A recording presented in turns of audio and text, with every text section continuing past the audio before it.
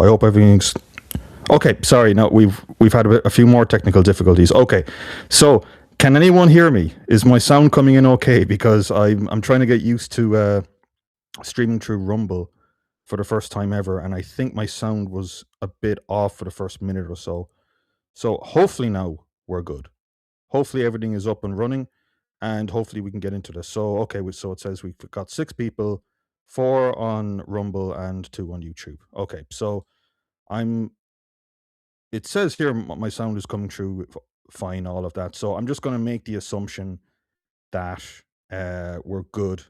Yes, audio very good. Thank you very much. Okay, thank you for that because, like I was saying before, I mean, fucking hell, first time boomer tech, all of that comes into all of this, and yeah, I'll just put maybe a warning stamp that like the first minute and a half of the stream is going to be just completely in silence. And yeah, you should be able to see my screen there and all good. Okay, right. So, first of all, thank you for joining. This stream here, as it says in the title, is going to be about Iran. It's going to be, well, it's going to be about a bit more than Iran. It's going to be about Ireland as well. But I suppose where I'm kind of coming with this is we're currently in the middle of this massive event that's going on, right? Huge issues, huge problems, a huge shock that has reverberated throughout the world, right?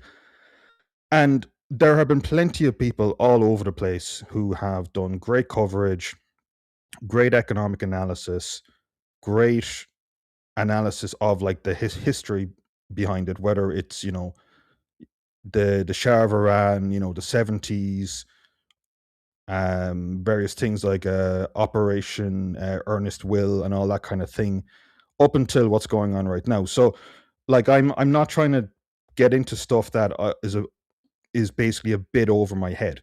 Usually, when I kind of try and do these streams, I only really like to do them if I kind of have an idea or a topic, and I don't think it's being discussed about enough or talked about enough. So basically the main part of this stream is basically wrapping this stuff all back into Ireland. Now, unfortunately, I'll have to just cover a lot of other points that go into the foundation of this to show that, like,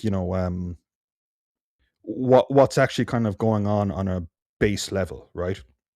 And then I can kind of wrap it back into what's going on with Ireland, what the impact that is going to have here, and then we'll end it there. So yeah, so basically it's going to be like two halves, two disparate bits. One of them is going to deal with Ireland, and one of them is going to deal with just kind of the general, I suppose, data or statistics. I'll talk about shipping for a bit as well, and kind of my opinion on where this is and where this is going. If anyone here wants to leave a comment or whatever, go for it. Usual thing, just be normal, sound, and civil about it. And yeah, but before I suppose I get into this, I suppose because this is actually going to be an extension of the points I'm going to make later on, is ultimately what I want to get to here is what exactly I am and what exactly I'm going to preface all of this with. So, for example, with a lot of this stuff, right, there's a lot of, and I have in the title there, like, fifth generation warfare, right? The idea of, like, asymmetry, the idea of punching above your weight, the idea of outperforming, all of that. This is a new thing in war now, especially like with the advent and the increased power of drones and what has come out of the Russia-Ukraine war, for example. That's become a major thing right now. But ultimately, before I get into all of this, I just want to kind of just put out my biases and all this kind of stuff and, take it or leave it, right? The first one set of biases, obviously, like, I'm an Irish nationalist, right? And my view of all of this stuff, these kind of geopolitical events, right, is ultimately for the goal, like, how does it impact Ireland? Does it impact Ireland in a positive way? And so on, right? My opinion of the whole thing is that this whole war has been basically, it's not a good thing for Ireland, basically, right? And there's a number of different reasons for that. It's a really bad thing for Ireland. It impacts a lot of different areas of Irish society in a negative way. Now, I think there will be some positives out of this, and I'm going to go through some economic figures later on, and I'm going to just talk about basically some grim statistics, right, for lack of a better phrase. But at the same time, I do think there actually could be some really good stuff that might come out of this as well. Evening, Michael. Hope things are well. Um, and then what I'm going to do, yeah, is I'm just going to wind it in back to those couple of points. So let's talk about first Ireland. Let's talk about why this is bad for Ireland. So first point is that it is bad from a economic point of view. So I'm sure all of us have noticed this, like in terms of like, prices of diesel, prices of petrol, prices of kerosene, heating oil. I mean, we can see it here, oilprices.ie. We can see that like, for 1,000 liters, like it was about like 980 euro just a few weeks back. And now it's back up, like the levels of it are 1900. Now that's remained more stagnant and flat. And we'll talk more about some of the stuff that's going on in the oil market later on. But ultimately, just from a simple, like, is this good or bad for Ireland? Well, it's bad for the Irish economy, right? And I've talked about this point before. I was on a stream there with the Don the Receipts about a month ago, and we were talking about this, and I made the point that you know, I don't think it's a good idea to want like accelerationism in terms like the economy getting worse or anything like that. And there's a few reasons for that.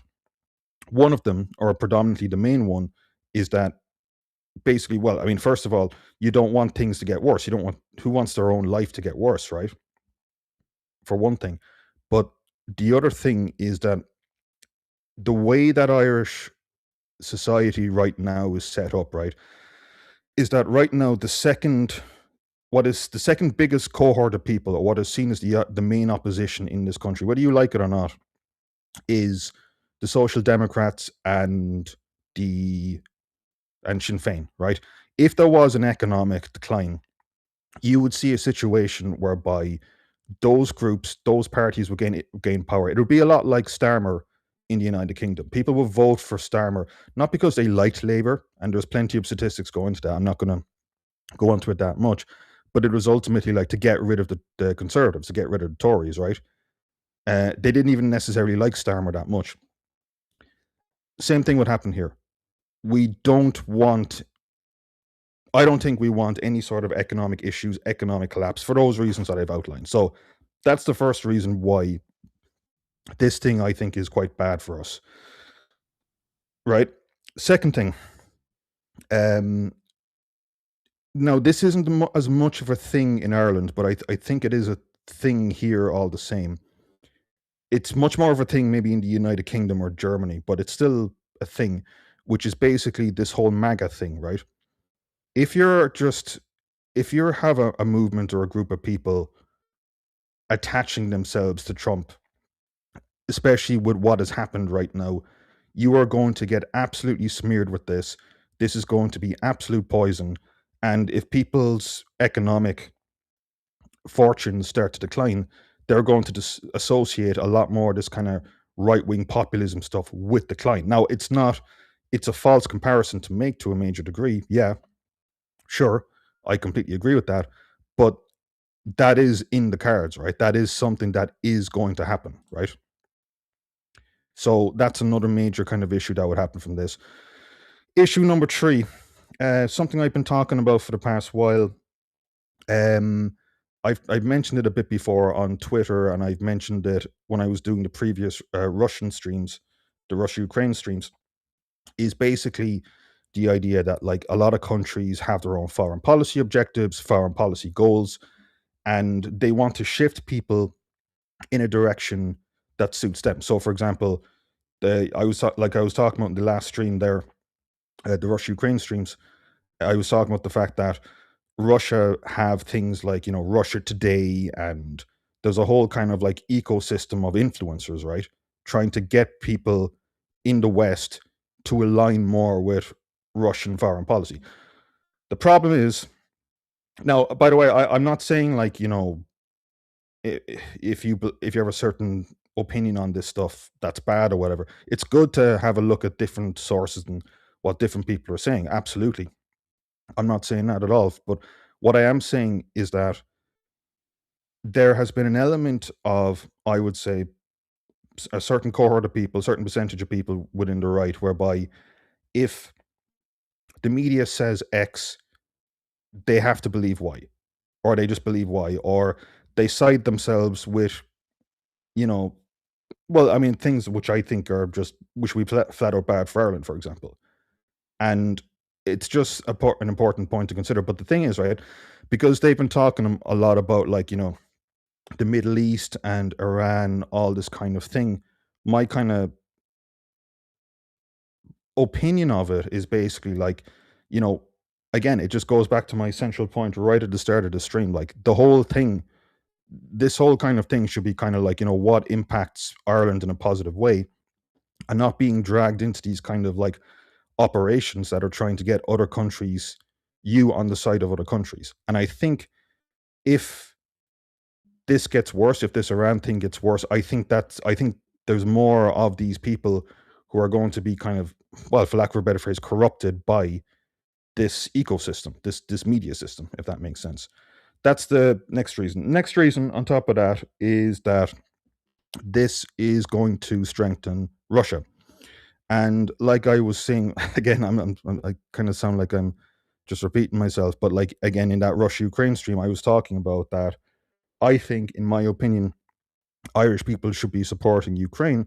And the reason being is, if Ukraine lose, then Eastern Europe becomes more and more destabilized. That leads to potentially refugees coming out of Eastern Europe and places like Ukraine coming to Ireland, and then all the stuff that we've had before, like, the IPAS issues, um, Newtown, Mount Kennedy, all of that kind of stuff, issues on, infrastructure, all of that. That's all going to get worse if you have a big chunk of people leaving these countries. So I think it's in Irish people's interests for Ukraine to do well, to win, basically, right? And that's not even getting into the moral parts of it. I talked about this before, but I think, what with the um, increase in oil prices and whatnot, and the release, or the relaxation of restrictions on Russian exports, in particular Russian oil, that is not a good thing. And we can see, for example, I have an article here on this, how much exactly this has benefited them. So let me just show you here. So here's by the way, this guy's pretty good if you just want kind of day-to-day kind of information on kind of the oil markets and whatnot. Robert J. Brooks. So we'll read a bit of this. In my post over the weekend, I flagged that Russia is by far the biggest winner from fighting in the Gulf. That's because the closure of the Strait of Hormuz is flipping the global oil market from surplus to deficit in a very short period. As a result, Russian oil has gone from global pariah to now being extremely sought after, with a discount on Urals crude versus the global Brent benchmark almost disappearing. If this is allowed to persist, Russia will reap another 2022 style windfall. That windfall was so big that in 1 year made up for all of Russia's foreign exchange reserves frozen by the West. That's how important this stuff is. And since I've made that stream, the Russia Ukraine ones, like, there's a lot of ways that it has gotten worse for Russia, and then this has come out of it. And you can see, like, with the graph here, like the Urals oil price just absolutely exploding from about 40 up here to nearly 100. Like you said above, like the gap is closing. The chart above shows Russia's tax revenues from oil, blue bars, and the Urals oil price, black line. The last data point for the Urals oil price is for yesterday, while the last observation for tax revenues from oil is for the month of February 2026. You don't need much imagination to see that tax revenues will rise very sharply in March and likely rival the windfall of 2022. In recent posts, I've been talking about winners and losers from hostilities in the Gulf. The sad truth is that Russia is by far the biggest winner, blows everyone out of the water, no pun intended. The good news for Russia, unfortunately, doesn't end there. The rise in oil prices mean the maritime service ban won't be included in the 20th sanctions package the EU plans to finally roll out next week. Greece's shipping oligarchs are the winners in a standoff over the services ban, even as they now make even more money in a high global oil price environment. That's a scandal and indicative of a governance crisis in the EU. Russia's wins don't end there. There's also a mounting pressure in the US to cut back on Russian sanctions, with the US recently issuing a waiver to India for purchases of Russian oil. If oil prices spike again, perhaps because Iran steps up its attack on oil tankers in the Strait of Hormuz, pressure to lift Russian sanctions will build further. Putin is winning across many fronts at the moment. Okay? That's the third problem. Now, the fourth issue that's coming out of all of this is um, this is based on a tweet I made a few days ago. And actually, can you hear this? I mean, I suppose it doesn't really matter, but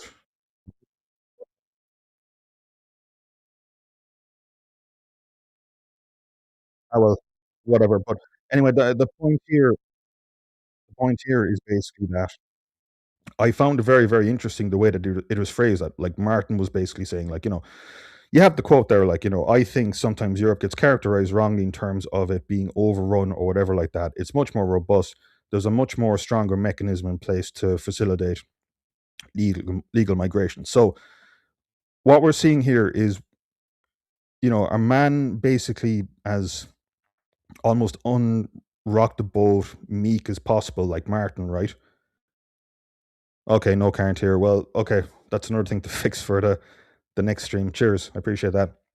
But the context or the issue or the interesting thing here is Martin actually came out somewhat strongly against a major Trump talking point because Trump has been using this point of like Europe is overrun by immigration and they have a real problem over there, and this is one of the most striking. This is by Martin standards, this is actually like you know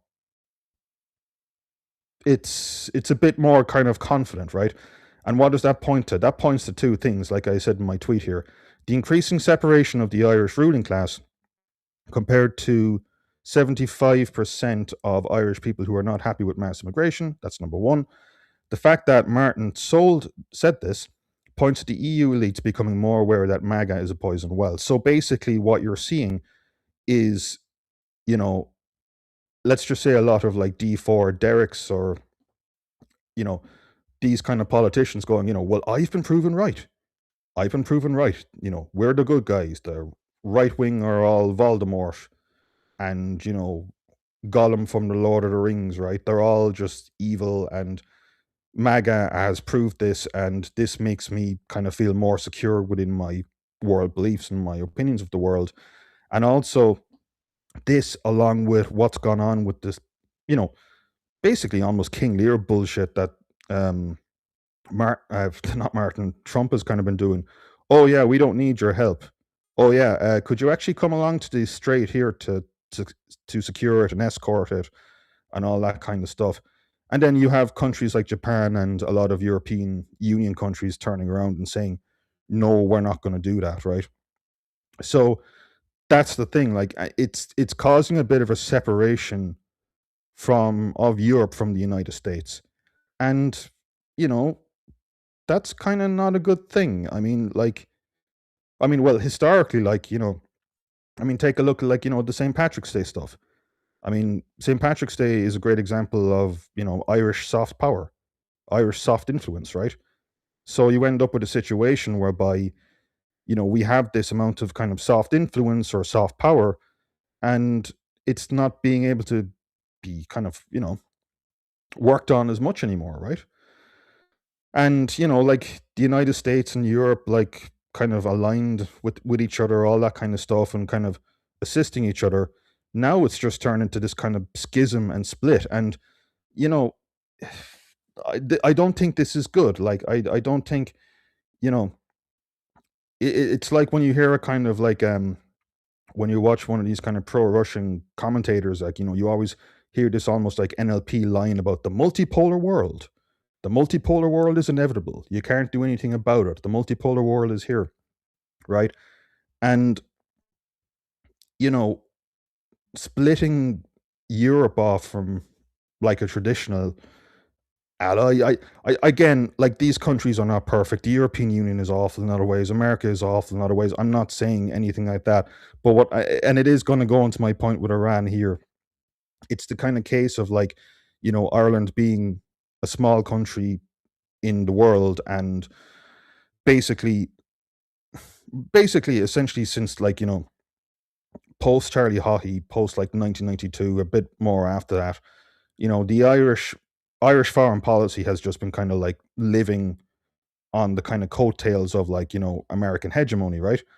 And there's also been this sort of kind of impact or effect whereby um you know not like from an economic point of view as well, from various different kind of progressive groups within America, all that kind of stuff. Again, that's obviously been a bad thing, but I guess my ultimate point here is that like you know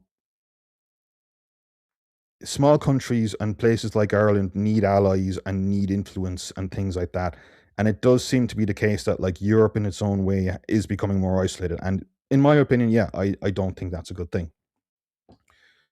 And again, I'm not saying these are perfect, but again, you just need to look at like the context of other countries and how other countries approach foreign policy and all that kind of stuff. So yeah, like I said, this is bad for the Irish right. This is bad for the Irish economy. This is bad from a kind of a foreign policy point of view. Um, it's bad all around, really. It's bad all around. I mean, there might be some good things you can talk about in terms of like this. This might, for example, I mean, just on a side point, I know I've talked about this a lot, and again, apologies to people who I'm kind of boring talking about this a lot, but like, um, I was talking about doing a stream on the Irish energy grid, and one of the major points of the Irish energy grid would be that like if they if there's a big shock, right? If there's an energy shock, what does Ireland do? Because we're not particularly well prepared. Well, that one's a bit out the window, but at least, with certain things like this, we might start taking these issues, the corporation tax over reliance, the energy stuff. There's a chance we might start taking this seriously now, which is a good thing. Which is a good thing. And there's other good things as well. But anyway, look, I'm gonna just wind it back down. So that's my kind of ultimate opinion of it. But before that, I just want to kind of address maybe one or two kind of quick arguments. So there is the argument, like those are the kind of like in a sense almost practical ones, but there are also kind of like moral arguments, for lack of a better phrase. And what I mean by moral arguments is basically, you know, Iran is an evil, awful regime that treats its people terribly, and it's oppressive to women and all that kind of stuff. Okay, let's um let's go with that assumption for the time being, right? And then there's a second argument, and this is kind of more an Israel argument, that they're an unstable country who, if they get a nuclear weapon, they'll do whatever, they'll cause havoc in the region. So I just want to kind of address those two arguments. The first one is that, again, let's just assume that Iran is the really bad place it is. I mean, in reality, it's probably, it's a bit more in between, I'd say, kind of usual thing. But um, let's just kind of like, let's just assume that for a second, right? First of all, if you invade a country, we've seen this with Russia and Ukraine. Putin had that essay on the historical unity between Ukrainians and Russians. You tend to radicalize the people against the invader. Makes perfect sense, right? It happens all, millions and millions of examples of that throughout history. So you can have this Iranian regime, but if you end up invading or bombing their country and, bombing schools full of kids, right? That tends to be a great way of radicalizing the country and getting them against you, thus getting more radical people in there and making things worse for everyone. Not only from the radical point of view, but from the fact that like they're now poorer, they're now weaker, and the quality of life of their citizens is worse. So like if you have an idea of a regime and it's awful and it's evil. I mean, I'm not disagreeing with you necessarily per se on that point. What I am saying is that like you can't just come in and just like completely rework it, or if you are going to do it, you better have a plan, right? And again, like, look, you know, I don't. I've talked about this before. Like, you don't want to be like you want it needs to be okay to criticize your own government, but at the same time, that doesn't mean you side with other governments or other people, right? And you don't want to fall into that trap. So basically, ultimately, what I'm saying is that like you've got second order consequences, third order consequences that result as trying to do a regime change, right? Often things get worse. Iran is a country with 90 million people, multiple ethnicities, all of that kind of thing. It just, what you think might be bad now ends up being ultimately worse, right?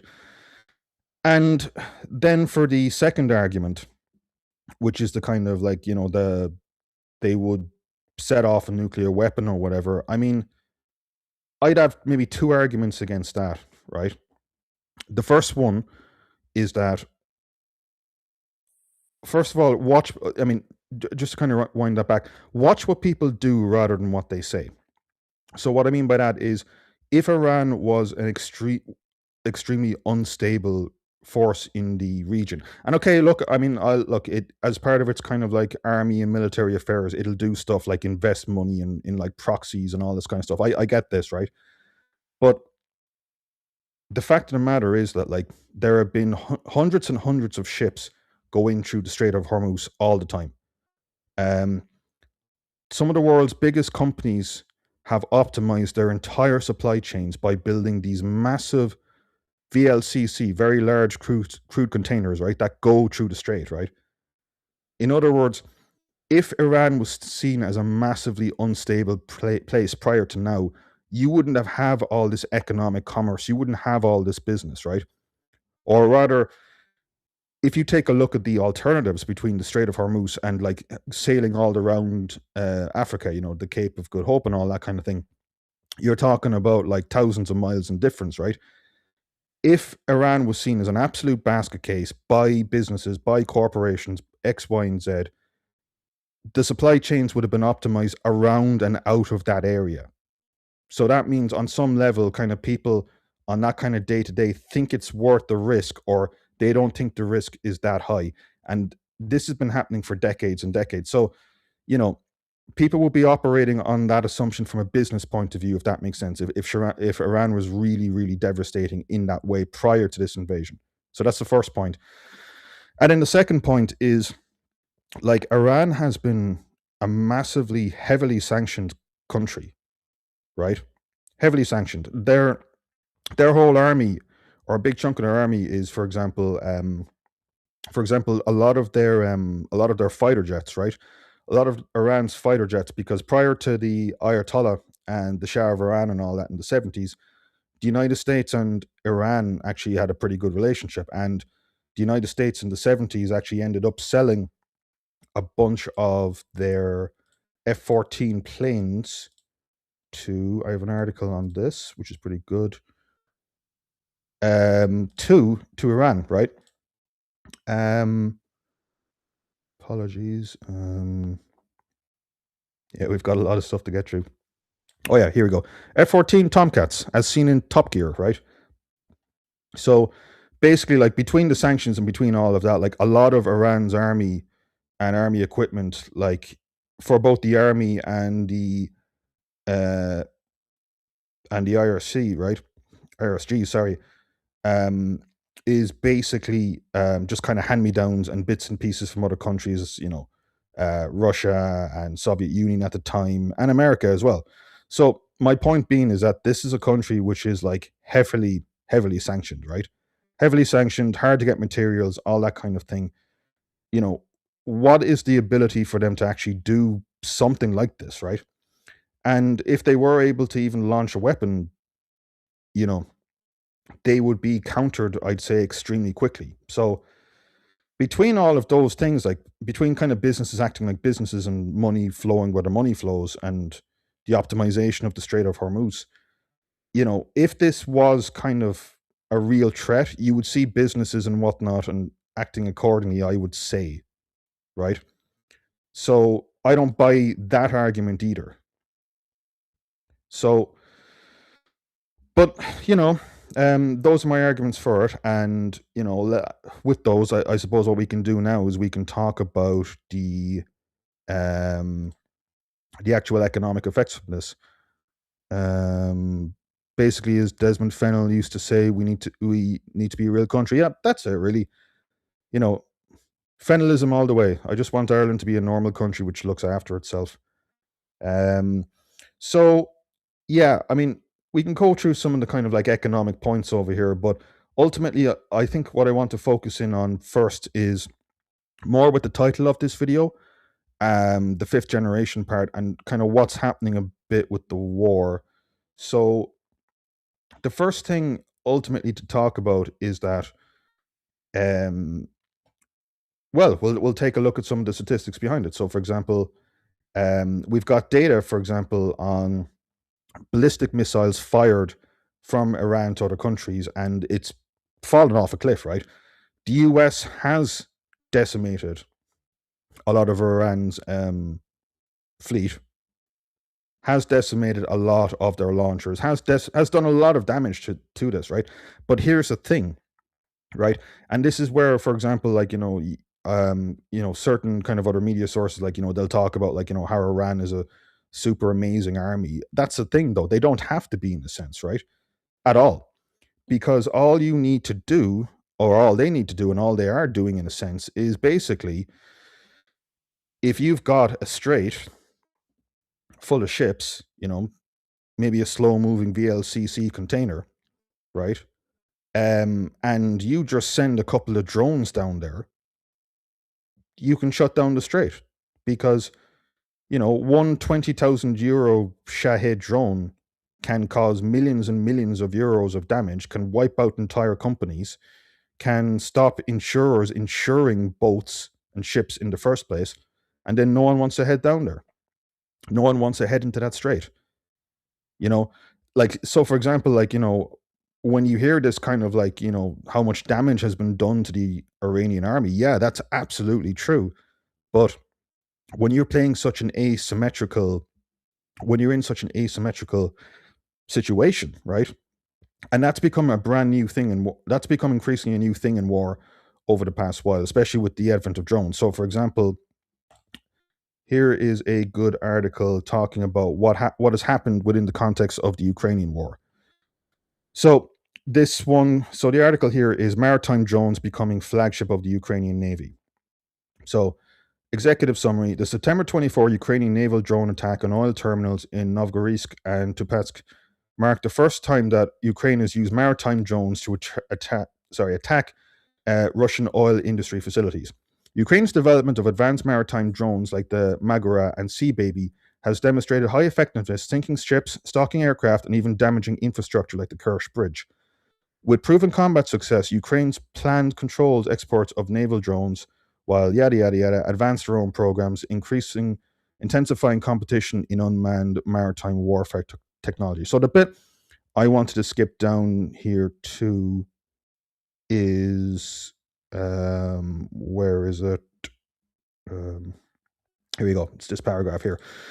The September 24th attack is the first time Ukraine has used the attack just mentioned above here, the Novorossiysk one.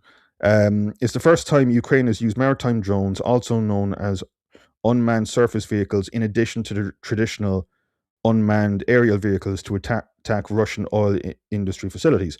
Several USVs broke through the Russian defenses and successfully reached their targets, demonstrating the growing role of maritime drones in Ukraine's strikes on Russian targets. Now, this is the really interesting sentence here. These drones have already proven their effectiveness, having destroyed or damaged approximately 15 ships from Russia's Black Sea fleet. This constitutes almost one third of the total Russian Black Sea fleet, according to Roman Porgeli, OSINT researcher and co-founder of the Deep State team. Right? So basically, what's happened in Ukraine and what's been known for a couple of years and what's been kind of like, responded to by Russia is that drones have changed a lot of this, right? Drones have changed a lot of this in terms of like sea and harbors and docks and vessels and all this kind of thing. So the idea should be that, like, for anyone who's kind of just like read into a little bit of what's going on with the Russia-Ukraine war, this is like one of the most striking things that's come out of it. Like I was mentioning the Black Sea stuff again, just in those previous streams, right? So the idea that you try to do the equivalent to Iran, but it's worked out badly for ships, from a Russian point of view in the Black Sea. All you need is a few drones or mosquito squads. So mosquito squads, just for kind of context there, are another part of the Iranian force. So I just have an article on that here. Where is it? Apologies, folks.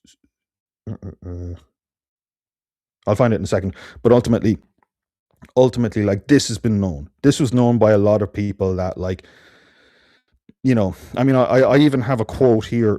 Bear with me one second. It's a good book. It's called The Power of Geography: 10 Maps That Reveal the Future of Our World by Tim Marshall. And it actually does have a chapter on Iran and the history of Iran and Iran being invaded. And there is a quote here, which I thought was interesting. So it's on page 41, but whatever.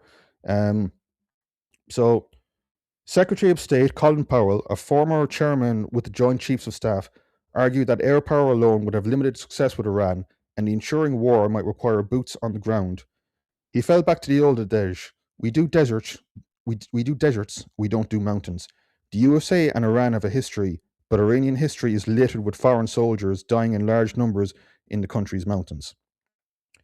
And it's funny, like, even there's a part here, it's too long to read, I'd say, for the stream, but it goes into the fact that, like, Iran have the Strait of Hormuz as an option to shut it down, and they have been training to deal with that option, right? So, like, the idea that this war was a smart thing to do, based on what's going on in kind of like military circles right now with like some of the Russia-Ukraine war stuff, and with just general kind of knowledge of Iran. No, it seems to be just an absolute farce, right? And it also goes into things like the idea of what the kind of asymmetry here is, and what the asymmetry is in terms of like fifth generation warfare. So just a quick one on generational warfare. Generational warfare is, I like the definition here that I got from Grok. It's a concept describing a military form of conflict that largely moves beyond traditional kinetic means.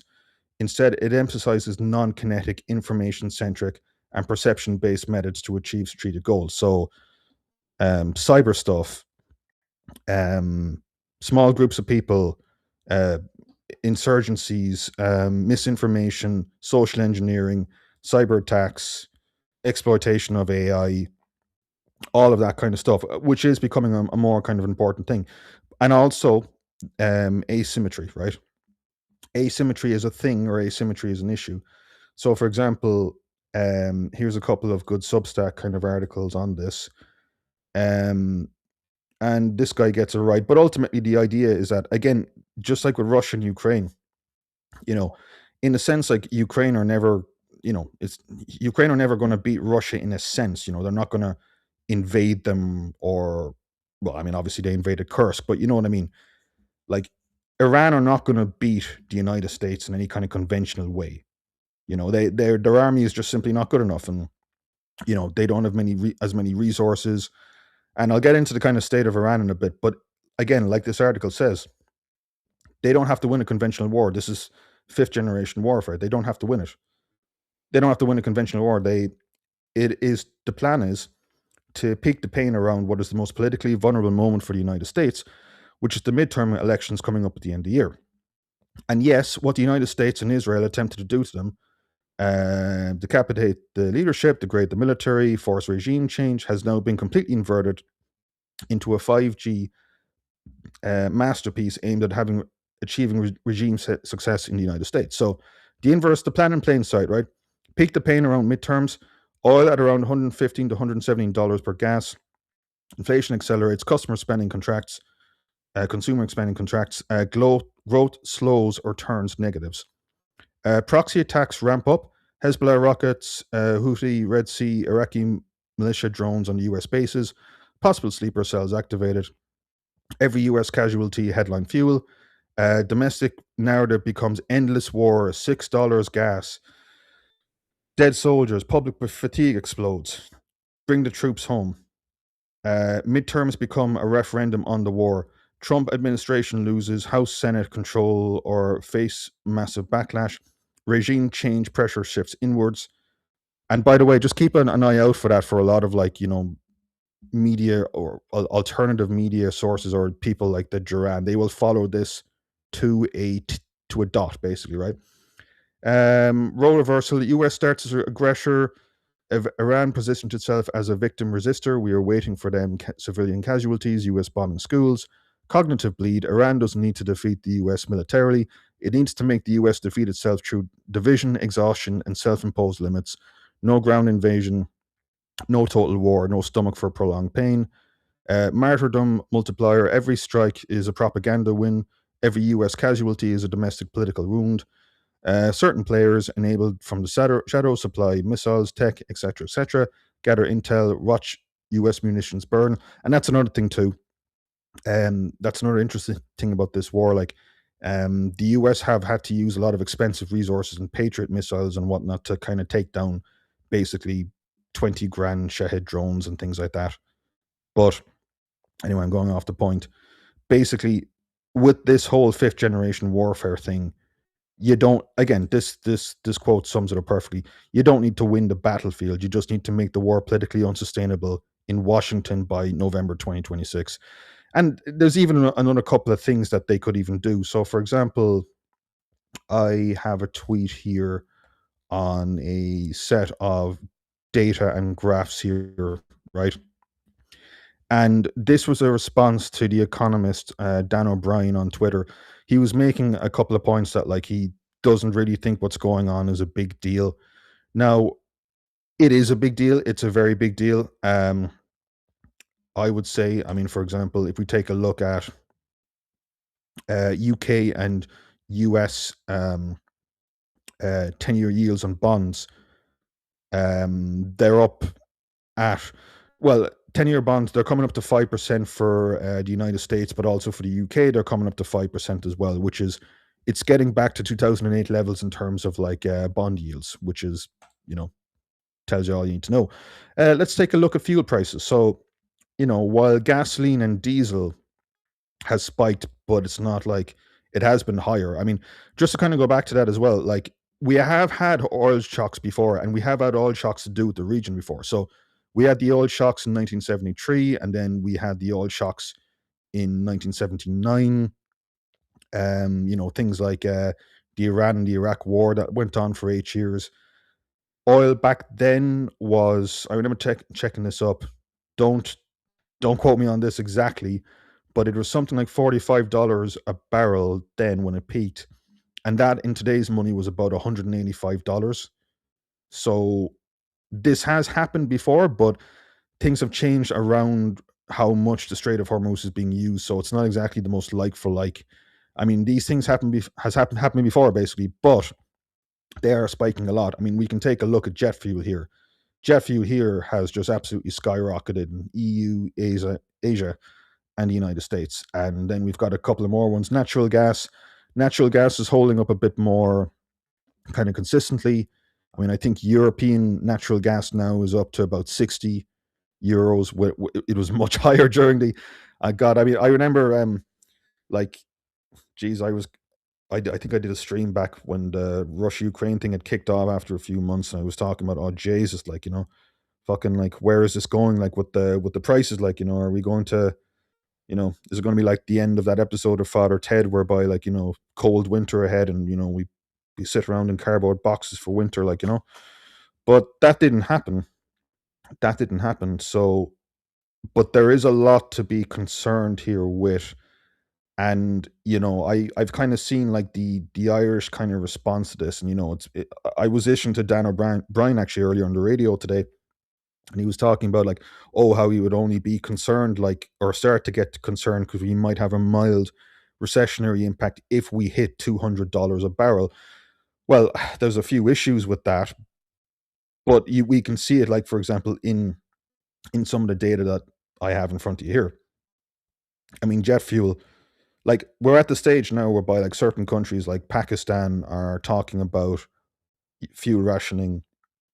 Um, the IEA has talked about that, and Australia have talked about that as well in terms of like fuel shortages that could be coming in the next month or so.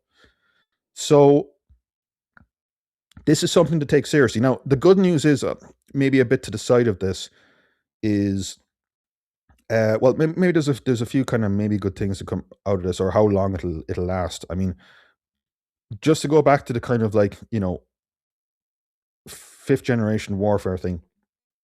Um, the US have concerns like the midterms, the price of gasoline in the US, bond markets, bond market interest, all that kind of stuff.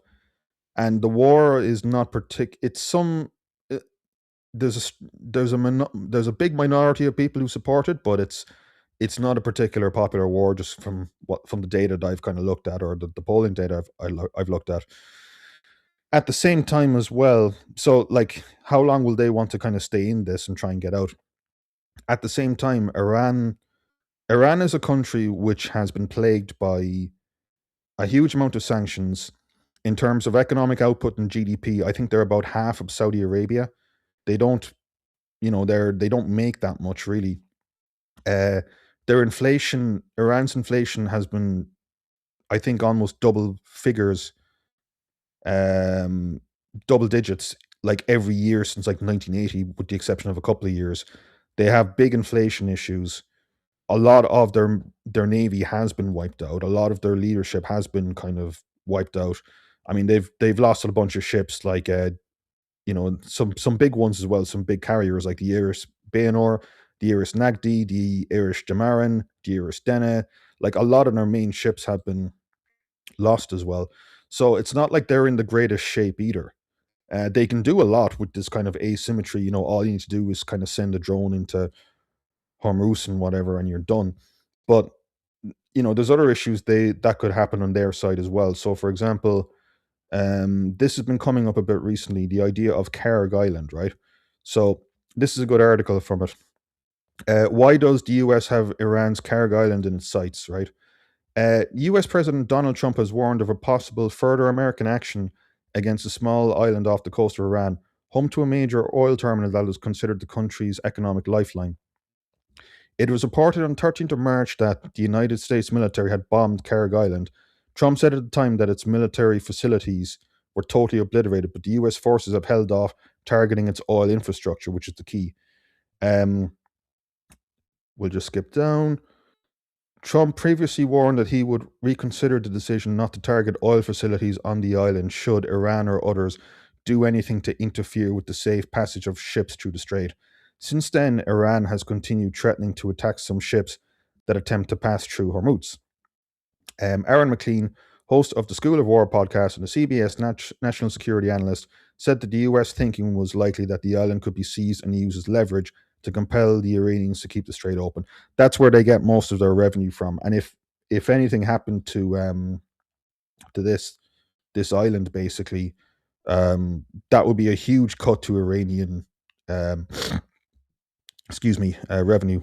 Like, I mean, when I mean huge, I mean like 80-90% cut based on some of the estimates I've seen.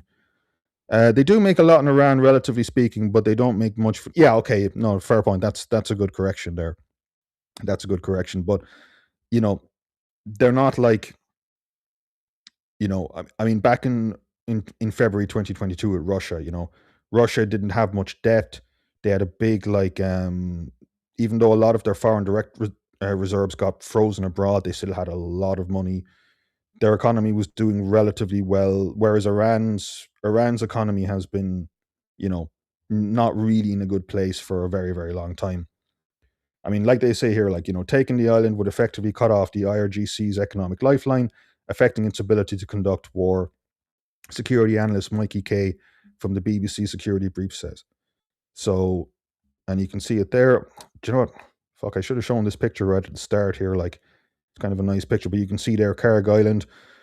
That's if things were to escalate, like Carrick Island would be kind of a major point, would be kind of a major sphere of influence there. So, I mean, I've heard some kind of like people talk about, is it the idea that like they try and settle the oil markets this week and then, you know, take over Carrick Island? I mean, that was a tweet that came in from here. U.S. military considers deploying a combat brigade of 3,000 to 4,000 army. That's a hell of an escalation as well. But yeah, and like just the whole historical thing of Iran. I mean, Iran is just desert and the Great Salt Desert, and then just surrounded by mountains. All of that, and of course they've radicalized the population as well. But at the same time, basically both sides are suffering, and like it'll be interesting to see how long they can last. But you know, I mean, hopefully the war just comes to a kind of a peaceful, normal resolution, and maybe we might be looking at some bit of a minor disruption. But as I'm going to go into now in the next little bit, there's a potentially a lot of heavy shit that's coming down the line if this continues. Now, maybe just one thing to caveat with that heavy shit, like one of the things that's remarkable, and we actually do have evidence for the past couple of years or few years on this, is despite the massive supply chain disruption that things like the lockdowns and things like the Russia-Ukraine war, the amount of shocks that those two, the big kind of like hits to the system, for lack of a better phrase, right? The supply chains actually held up pretty well and were able to kind of like refigure themselves and strengthen themselves and bolster themselves, right? Like there were some projections right at the start of the Russia-Ukraine war that we could be looking at a loss of like 3,000 barrels per day, and nothing close to that happened. 3,000 in terms of output. Unfortunately, the figures here that some people are quoting is basically like we're losing up to like 15 million barrels a day rather than 3 million, right? So, but we'll get into that in a bit. Let me just, we're coming up to 54 minutes. Let me just grab a glass of water there.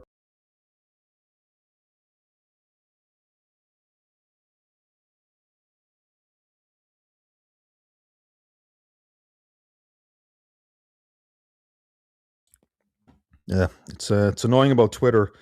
This thing not going on online on Twitter, but whatever. It's not the worst thing. So, yeah, now that we've kind of talked about that, let's talk more about some of the economic stuff going on in it right now. So basically, first of all, how many ships are going through the strait right now? We've got like typically from about 100 to 150 will go through them in kind of a daily ship transits, you can see. And then from the invasion onwards, it collapses completely. Now, I don't have the most up-to-date data on this, but it's basically remained like relatively flat, right? So what are the results of this, right? So let's go back to an article here that kind of goes through a lot of this, right? Okay. This one I would say is a bit more maybe negative or black-pilled or whatever than maybe it could be or should be. Then it should be rather. But I still think it has a lot of important information, and it kind of goes through kind of some of the kind of like obvious points that like why this is kind of relatively serious. I'll add my own points as well here as well onto that. So basically, I just want to. This stuff is important, but okay. We'll start from here. Okay, so the end of illusions, right? The war started by US Israeli forces almost 3 weeks ago has exposed a number of beliefs as myths.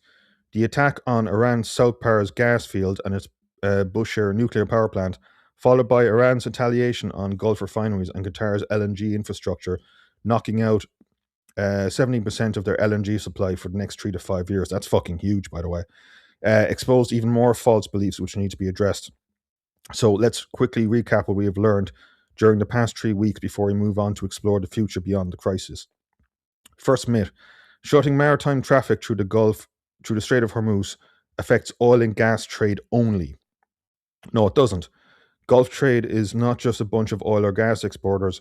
One third of global seaborne fertilizer trade, 40% of the world's helium supply, which is just massively using microchips, 50%, 70% of all sulfur needed in mining and industrial process, and 9% of global primary aluminium output has to cross the strait.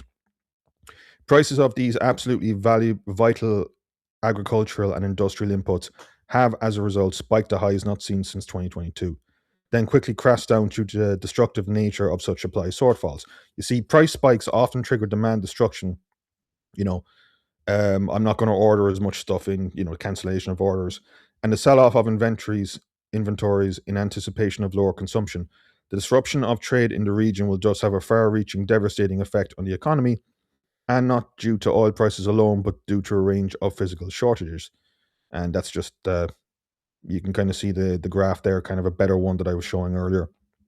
Um, Myth: all oil is made equal and can be replaced. Global shipping, air travel, and besides the machine building, feeding, and mining the world, take copious amounts of jet and diesel fuel as well as heavy fuel oil to operate. Problem is, while that medium heavy crude oil from the now closed Persian Gulf was ideal to make these kinds of fuels from, the same cannot be told about fracked US shale oil and all these natural gas liquids. And the other thing with shale oil as well, shale oil is more expensive to make. And in order to kind of make a profit from it, you would have to have the oil price elevated at that price for a particular amount of time. Now, that would benefit certain people in the US, um, but it wouldn't benefit US consumers, for example. But just the whole thing, like shale oil would be is harder to to extract, basically, right? On top of that, a significant portion of the world's refined diesel fuel exports come from the region, further tightening supply.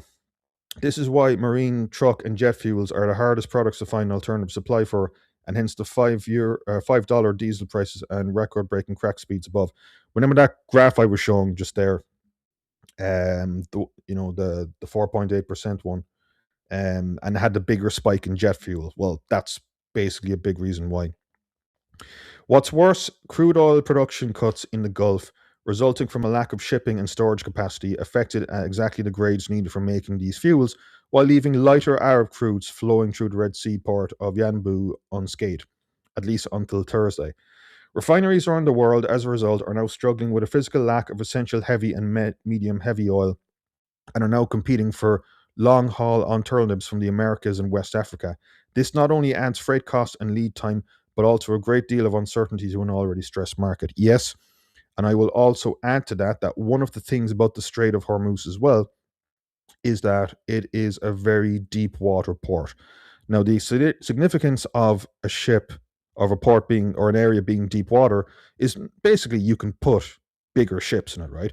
If you can put bigger ships in it, you can carry more stuff. So if you want to get into it, like it's just basic like physics here. Like, Academy's principle: steel ship can float by displacing an amount of water that is equal to its total weight. And you can kind of just see it there. But ultimately, like, you have a deep water area like the Strait, and you can send all these like really big ships down it. But like you might have a ship like a VLCC, which is very, very slow, but it can carry an awful lot and it can make its way through the strait. So the concerns here would be that, like, companies would have to, a lot of shipping companies would have to basically take a look at, if this happens, they'll have to redo their whole supply chain, right? They'll have to take a look at smaller ships. They'll have to take a look at longer routes. They'll have to take a look at all of that. And that feeds into what's kind of the next problem here, because the next problem with the whole kind of straight stuff is, again, back to the fifth generation warfare stuff. If you're in a situation whereby, like, a couple of drones can shut down an entire strait, an entire economic area, Then you're into the problem of, okay, so for example, what happened if tomorrow Trump and the Iranian regime basically said, peacetime, right? We're not gonna attack anything, right? Ships can all go through, right? Well, is that danger still there? And the problem is, it might actually be to a certain degree. Like, if you're a shipping company and you've got like a ship full of lads, you know, with some valuable cargo, and the ship is worth millions, the cargo is worth millions. Your employees, you don't want them to be hurt. You don't want them to be blown up or whatever, right? And you can't replace these people easily because shipping is a job that requires high levels of competence, all of that kind of thing, right? So you have all of that, but that level of uncertainty is still there, and that level of uncertainty was not there prior to this invasion, right? It just simply wasn't there. So I mean, it's the same reason that, like, why is it good to have a stable currency? Why is it good to have property rights? I'm going slightly off the point, but one of the reasons why those things are good is because you can kind of come up with a business idea, and you can engage in transactions knowing that you'll get what's agreed in, like, a contract or payments or what that kind of thing is. When you're engaging in these complex supply chains, and now you've injected that little bit of uncertainty that, like, yeah, well, Trump said he's not going to, the invasion is over, but he said that back in July of 2025 when he attacked a bunch of Iranian, like, nuclear facilities, apparently. What's to stop this not happening again? So, in other words, like, you've injected this whole pile of uncertainty into the system, and the nature of the strait means that companies have developed shipping to go down that strait, and they would have to redevelop and change all of that. And then there's all this uncertainty now in the system. It's like with the lockdowns. I was saying before that, like, you know, if you had kind of like indefinite lockdowns, that squeezes out, like, you know, people's visions for the future, entrepreneurial ideas, all this kind of thing. This kind of level of uncertainty in a business environment and in a supply chain environment, cannot be a good thing, basically. But anyway, let's move on. Um, Myth number 3: if the strait was to be reopened, everything could return to normal within weeks. Far from it. We are not talking about exports alone, but extraction itself, meaning wells must be shut in and plugged, risking damage to the reservoir and greatly complicating the restart of oil production. Consequently, should the strait be reopened tomorrow, oil supply would still take till at least November, if not longer, to restore. That's even possible in places like Iraq, where shutting in aging fields risks permanently damaging them. With that said, we are still in the opening, rapidly escalating phase of the conflict. A further crippling of Gulf Arab supplies is definitely in the cards. Um, as Aditya Sarasat, I butchered that name, but whatever, apologies. MENA research director at Rystad Energy put it recently: the floor is not fixed, it keeps dropping. And if Iranian barrels of heavy crude are also eliminated from the market once the 140 million barrels in ships get sold, the situation could get worse also. So, you know, that's the thing too. Like, over the next week or two, we're going to get to the stage whereby ships that have already left the strait are about to kind of reach their destinations and dock and, distribute their product or their oil or whatnot. And then you're talking about kind of looking at refineries, and then you're talking about, like, the strategic petroleum oil reserve, which was set back up actually as a result of the oil crises in the 70s. But the thing is with that, there's not that many barrels of oil there.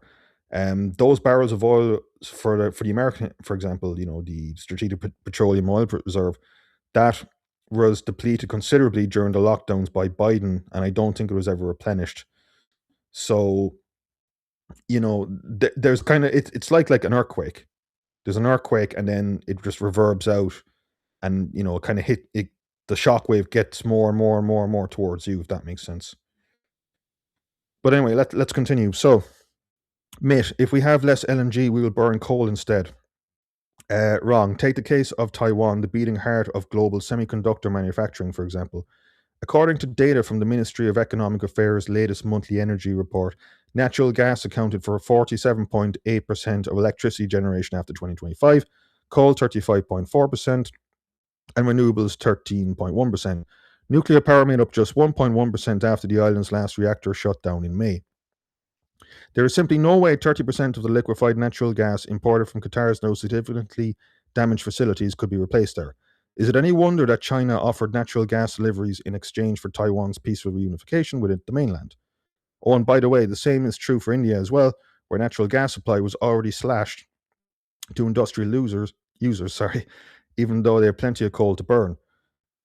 Even more interestingly, and despite the acute natural gas shortage, rising diesel and marine fuel prices will eventually accelerate coal's ongoing decline. Since transportation was already 40% of coal's delivered costs, an abrupt rise in trucking and shipping costs will eventually bankrupt coal-fired power stations and mines alike. So, while on the short run, coal-fired power plant utilization will surely go up, at least as long as already mine fuel storage lasts, once mining and delivery costs begin to rise, electricity output will begin to fall. This means that industrial output of aluminium, microchips, fertilizer will have to be slashed significantly in these countries to save both on gas and coal, and in order to save households and small businesses from blackouts. Second and third order effects are abound. Myth. Dubai and the rest of the Gulf monarchies are safe places to invest. Well, I guess that's no longer the case. Yeah, I mean, you can see this in stuff like, real estate prices in Dubai have fallen off a cliff over the past few weeks.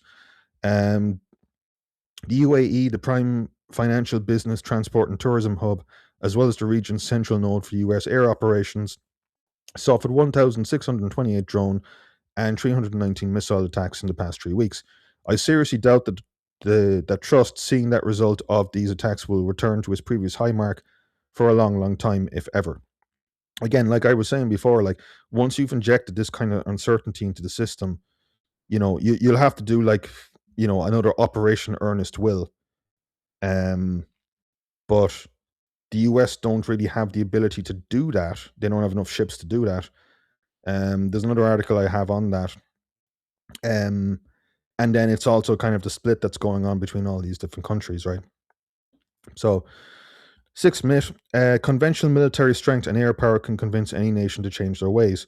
Well, I mean that's what I've been trying to refute for the past, the past hour and a bit, right?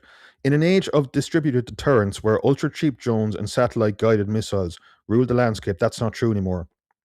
We are witnessing nothing short of an epochal change, something akin to the appearance of horse mounted archers on the eastern borders of Europe in the 5th century AD, and the acceleration of Roman imperial collapse their visit helped usher in. For an illustration, watch these two short videos. We're not going to watch them, but these are not billion-dollar platforms, but clever and cheap arrows fired from the back of a truck, right? Myth number 7: dollar-based measurements give you an accurate picture of economic military strength. The utter stupidity of measuring every commodity, economic activity, investment in dollars has now been exposed for the whole world to see. When a $20,000 drone can destroy a $500,000 dollar radar system, or shut down a multi-million-dollar refinery, causing millions of lost revenue, or when thousands of Patriot missiles have to be expended, costing billions to fend off cheap 20-year-old ballistic missiles, comparing military budgets becomes pointless.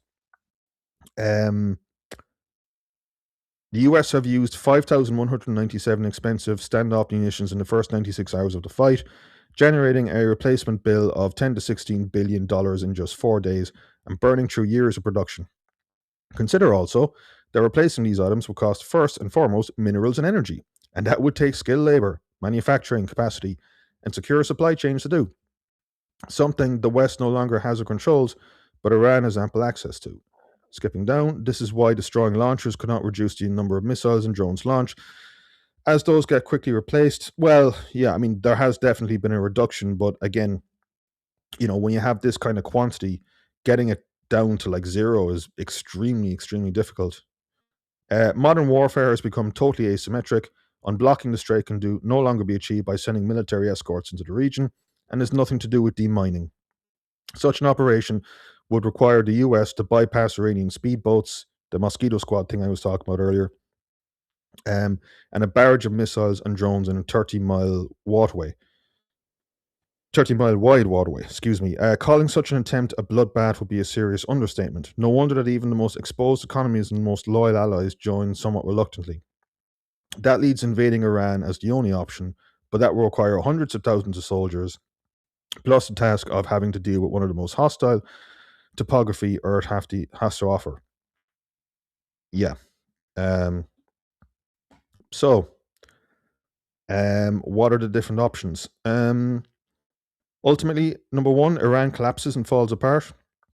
Military and the government loses control over large amounts of territory and can no longer pose a threat to shipping or oil infrastructure in the region. Gulf oil production recovers but never returns to pre crisis levels, or it'll take many years to do so. Crude from the region ends up being sold at a discount to compensate for the increased supply risk and insurance costs. Yeah, like I was saying with the uncertainty, you need something.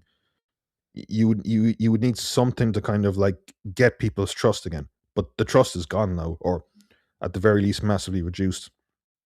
The US accepts Iranian terms, quietly abandons its military base in the Gulf, and removes all sanctions. The power vacuum attracts other major powers to guarantee safety in the region.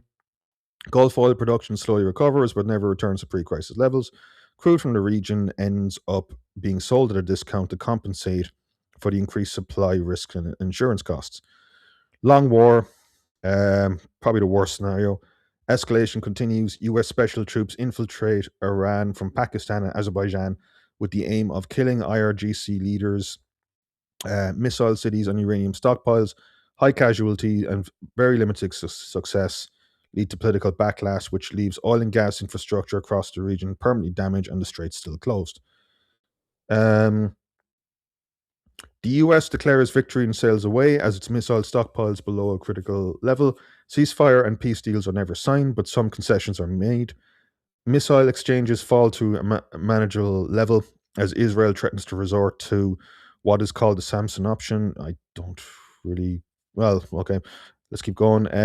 Oil extraction and shipping largely remains blocked, but individual countries manage to strike deals with Iran to allow regular shipments of oil to go through the Strait of Hormuz. And I'll actually maybe just add something to that point there. Um, like I was kind of saying at the start of the stream, um, this kind of split that's kind of happening between the United States and Europe. Is there a chance that Europe will actually go to Iran and kind of try and negotiate something like, in other words, like, it was the United States, it wasn't us. Can you let our ships through there? Can you let our cargo through there? Because, we care about this stuff and we obviously bring in a lot of, like, there's a huge amount of economic resources that come in. And again, we're built into a system here. So, for example, like, the US might kind of, the US have much less of, in terms of materials kind of coming into them from the strait, but there's a lot of it that goes to Asia. If a lot of it doesn't go to Asia, then manufacturing in Asia stops. If manufacturing in Asia stops, then there's less compartments and and items and goods and services that you can buy because it's just not simply being made as more. And whereas the price increases will be slower in the US, it will hit the US eventually, right? So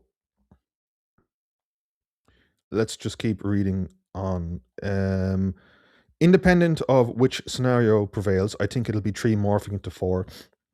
If the strait doesn't get unblocked and oil production is not restored within a few months, the following chain of events has increasing likelihood of coming true. Excuse me. Due to a physical lack of oil, economic activity in Korea, Japan, India, Australia, and many other Asian countries grinds to a halt over the spring and summer. Plants shut down. Production of fertilizers, microchips, etc. Mines in Australia stop producing iron ore, bauxite, lithium, and coal. Global shipping seizes up, further exacerbating the problem. Containers end up being stuck in the wrong port en masse. That's also another thing. There's a good YouTuber. His channel's name is called, I forget the name of the guy, but his channel's name is called What's Going On in Shipping. And he was talking about the fact that back in 2021, there was a blockage in the Suez Canal was shut down, and he was basically talking about that as a kind of a rule of thumb.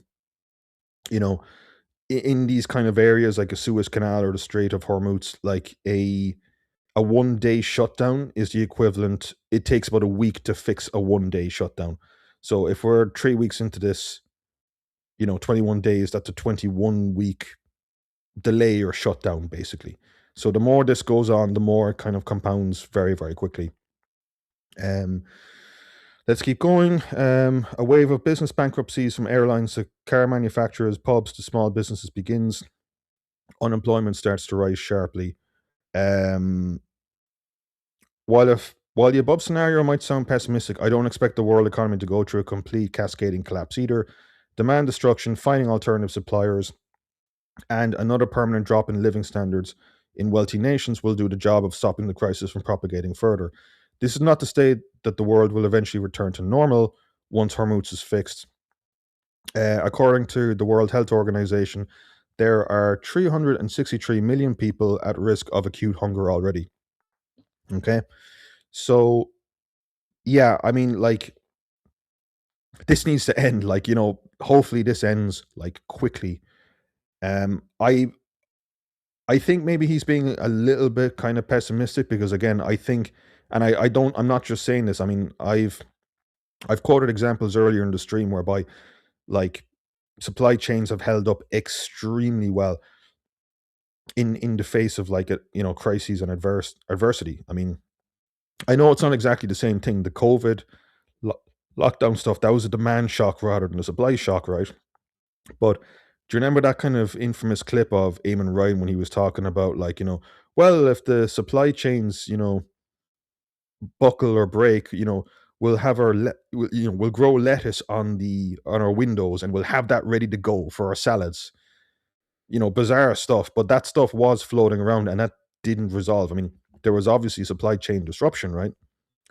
But that or things like Russia, and again, I appreciate the scale of this is bigger, but we've been really good at, you know, trying to kind of bolster and come up with new ideas and come up with new supply chains. So, but nevertheless, there is something here. There is a real kind of like problem or issue here.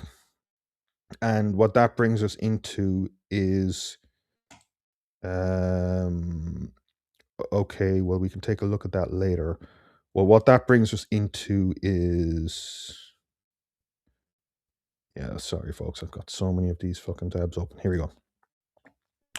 What's the situation like for fuck off with your cookie reference? What's the situation like for Ireland, right? And what's our gas and energy reserve like? So give me 1 second.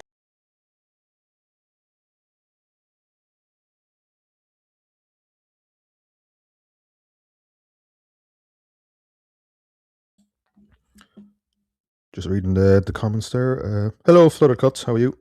Hope things are well. Um, so yeah, let's take a look at this and let's talk about this a bit more. So, what's the energy situation like on in Ireland from a kind of a very high level? I mean, I'm not going to spend much time on this. I mean, ultimately, um, you know, as a kind of a sum up, Ireland has had like a lot of like, you know, climate change, Green Party kind of policies put forward, right? Um, we've done things like shut down Shannon Bridge and Lanesborough plants, which have taken a lot of electricity off the grid. As we're going to talk about we're going to talk about gas storage here in Ireland. We're highly reliant on the United Kingdom and various interconnectors that come in there. Most of our energy comes from gas with some renewable stuff, but I'll talk about that in a bit. But ultimately, like between things like the data centers and pressure on the electrical grid, there's a lot of issues going on here. And, you know, Corrib is about to run out of gas, and the Green Party under Eamon Ryan basically banned excavation licenses to take a look off, places like Cork and Barryrow and things like that. But yeah, we'll read into a bit of this, right? Um, So this will tell you what you need to know. So do we have any strategic reserve of natural gas? And the answer is we don't. Currently, Ireland has none. Um, Approximately 80% of our supply is delivered from Great Britain. Ireland is the only European country with no domestic gas storage, no long term indigenous supplies, and no alternative supply routes. This leaves us uniquely and unacceptably vulnerable to disruption, excuse me, which could last several months and result in significant impacts to our daily lives and the Irish economy. Um, it kind of goes into some of this stuff, but I just want to quote out some of the statistics here.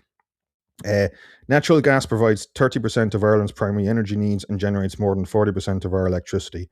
On days of peak demand, more than 80% of Irish electricity generation can be supported by natural gas.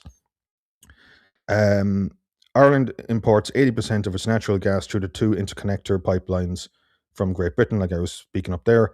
A disruption to these gas supplies could leave homes and businesses without heating or electricity for an extended period, right? Now it talks about the solution, and the solution here is pretty interesting or good or whatever.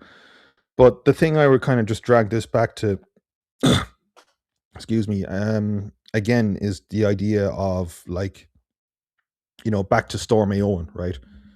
I've said it before that like that was a major turning point in a lot of like Irish energy and kind of infrastructural issues, right? You know, basically big parts of the west of Ireland being in darkness for, you know, 10 days coming up to 2 weeks, right? So, yeah, I mean, ultimately, the point being is that like our energy security is not great. Um, like I could go on about the Irish energy system a bit more, but that would add like an extra fucking hour or two onto the stream, right? And I didn't want to kind of talk about it tonight, but yeah, I mean, before I kind of get on to my last set of points, I I just wanted to kind of, yeah, it's essentially like the thing I want to talk about is the response to all of this, right? So, you know, I've seen this kind of thing, on Twitter. I mean, it's just, well, I mean, on a side note, like it's just been interesting to kind of match out kind of how people have been responding to this. So, like, I've seen kind of a lot of people just kind of day to day, like, not really talking about this or not accepting the potential gravity of the situation here. I mean, like, what is it, 25 cent reduction in excise duty? That's not going to do it. I mean, I do think, for example, like we should have way less taxes on energy because energy should be like, if you've got cheap energy, you can do a lot more in your economy, right? Cheap energy should be like a major goal, like period, right? But um, yeah, it's been kind of just interesting, kind of talking to kind of like, just kind of. I don't think people are kind of really getting that this could be actually quite unpleasant.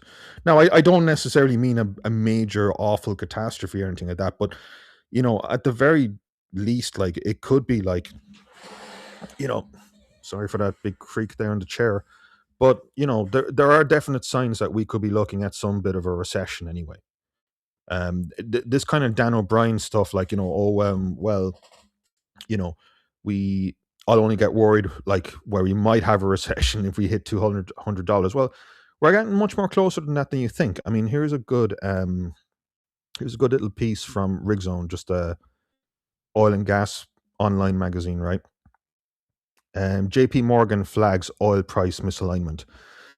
In an oil flash note sent to Rigzone late Tuesday by Natasha Kaneva, JP Morgan's head of global commodities strategy, analysts at the company, including Kaneva, flagged an oil price misalignment. Oh, wait, hold on. Before I get on to that point, I just wanted to expand my kind of thing there. So when I was talking about like, the average person kind of not talking about or accepting kind of what might happen here. At the same time, I'm seeing this kind of like, maybe it's kind of like, addicted to the news cycle, or, you go on Twitter or WhatsApp or TikTok or whatever. you know, and then there's like, oh my God, Mad Max is coming, and I'm not gonna name names, but like, you know, when these kind of things happen, right? When these things happen, like you have to, you have to keep calm and you have to be disciplined and you have to go, okay, well, if this is happening, maybe things are going to be, maybe it's going to be harder for me to find a job for the next while, or, you know, maybe I shouldn't take that nice, big, expensive foreign holiday that I was planning to do, like basically, like, be calm and consistent and disciplined and, don't like, I've seen some posts which is like, you know, man, you're not helping, like, there are problems and you need to kind of offer solutions and answers to those problems, right? And it's just something that's kind of irritated me a bit. Like it's turned into this, you know, RT Radio Run had a segment on prepping today. Yeah, I mean, like, don't get me wrong, like that stuff is really important, and if you're in the west of Ireland, like you were saying there, your parents went without electricity for 3 weeks, right? If you're in the west of Ireland, like, um, and there's a big shock that could happen, like a Storm Owen again, you know, being prepared and having like enough power and fuel to kind of like get you by, that's a damn smart, sensible thing to do, right? You know, but at the same time, like this kind of like apocalyptic like language, it's demoralizing. It demoralizes people and it doesn't help. It's important to kind of know what could be coming and what's going on, absolutely. And again, I hope this stream hasn't been too depressing or whatever, because there's a lot of stuff going on in it. And if this thing ends pretty quickly, like, that's great, that's fantastic, right? Um, but yeah, I suppose just don't get caught in that kind of. I suppose I'm speaking for myself as well. That kind of internet kind of news slop cycle. That kind of thing, like where you see like I don't know if you've seen it, like a YouTube video with a thumbnail, and there'll be like a guy, like a cartoon guy, just kind of going shouting like, it's over, people, it's over, something like that. You don't want to be doing that, basically. But anyway, that's the kind of point I wanted to make on that. But anyway, over to this. This is just talking back on that Dan O'Brien point, why he's wrong on the $200 thing. Okay, so the JP Morgan analysts outlined in a note that despite the scale of the disruption, which I described as arguably one of the largest exogenous supply shocks in recent history, there was a guy, I'll get into that after I read this, otherwise I'll ramble off another point. Benchmark oil prices have remained relatively contained, with Brent trading near $100 per barrel and WTI around 95. The analyst stated that at face value, this could be interpreted as market complacency. They added that a closer examination, however, suggests a misalignment between benchmark pricing and the geography of the disruption. That's also just really important to kind of emphasize. Brent obviously is important and WTI is important, but you need to look at pricing in different regions. So, for example, whenever I was mentioning earlier, where is it? It's over here somewhere. I think it's this guy. The gap here between the Urals crude price and the global Brent benchmark. That's just something to kind of keep in mind out of all of this. So you need to take a look at different regions and see how they impact different regions. But anyway, back to my point. The key issue is that both Brent and WTI are Atlantic Basin benchmarks, while the current shock is concentrated in the Middle East, the JP Morgan analyst said. As such, these benchmarks are disproportionately influenced by regional fundamentals that remain comparatively loose, they added. The analyst highlighted in the note that both the US and Europe entered 2026 with comfortable commercial inventories, and said the broader Atlantic basin remains relatively well supplied in the near term. Excuse me. By contrast, should have muted my mic for that. Apologies. Middle Eastern benchmarks such as Dubai and Oman provide a much more accurate reflection of the physical dislocation, they continued. The analyst pointed out that in a note that both Dubai and Oman cash prices were trading at around $155 per barrel, highlighting the severity of the shortage in barrels originating from the Gulf.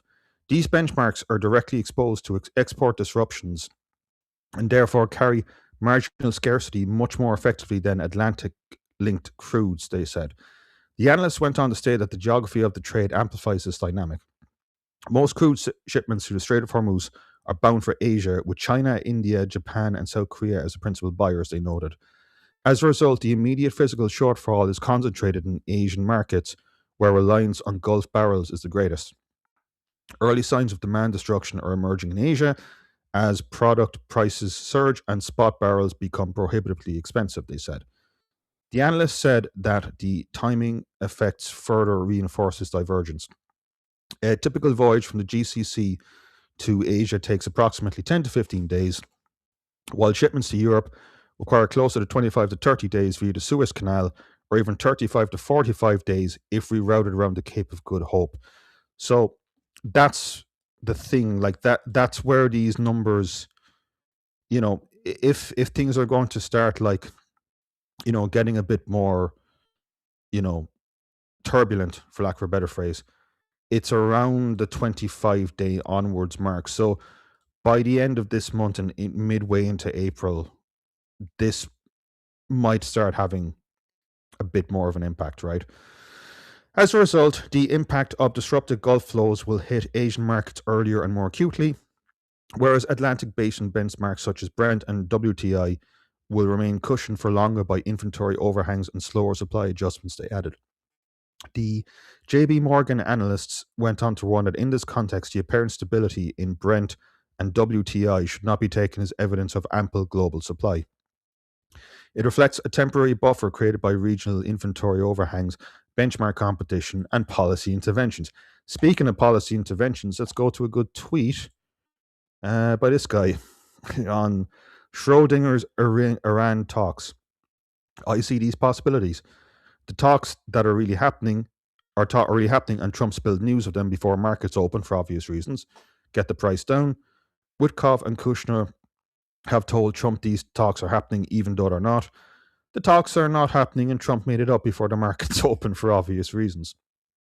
So that's also where this is happening. Like we've seen over the past, like, a couple of weeks, like, Trump coming out and going, like, oh yeah, the war is definitely ending, and I'm talking to these guys, and then the markets go, like, for Brent, woohoo, like, we can, price goes down and all of that, right?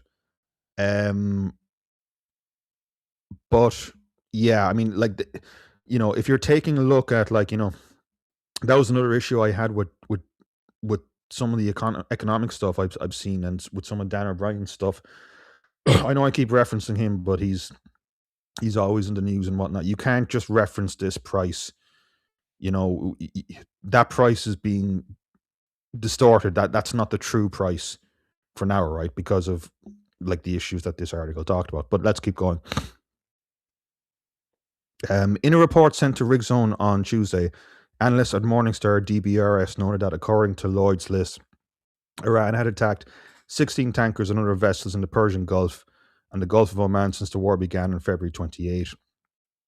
I think there's about 20 that they've attacked so far.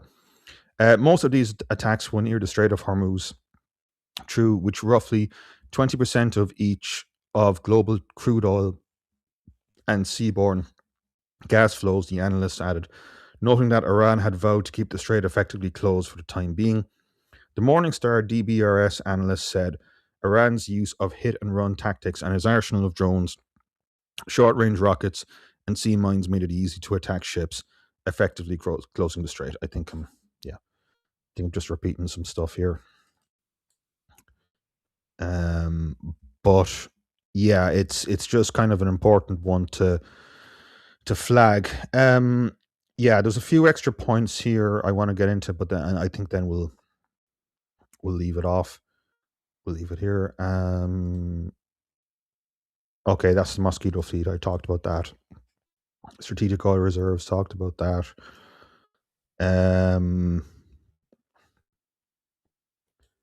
Oh yeah, this is also an important point I wanted to talk about as well. Shipping insurance. And again, I know this might sound a bit dull, but like this is just an extremely important like part and component of all of this.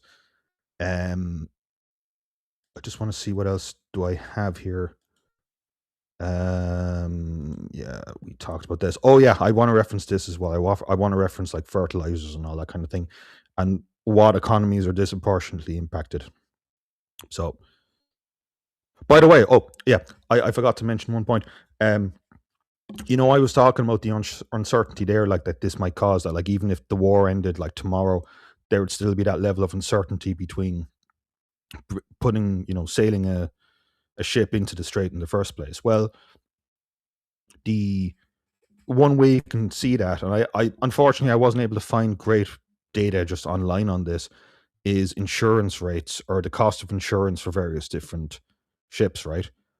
I know one of the other articles mentioned that, but that was the thing I kind of wanted to get into a bit. But yeah, I think I'm rambling here a bit. Anyway, there's I think about 2 or 3 more points I want to talk about.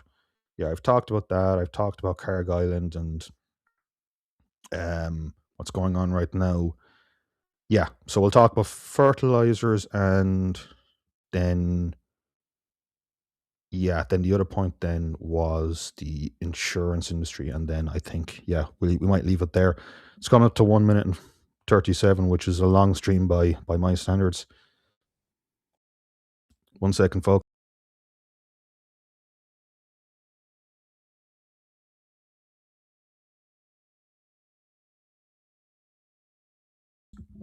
Okay, here we go. So fertilizer. Let's have a quick look at the statistics of what actually goes through the strait. So these are UN statistics. Strait of Hormuz is a vital passage for global trade. Share global trade passing through the strait. This is in.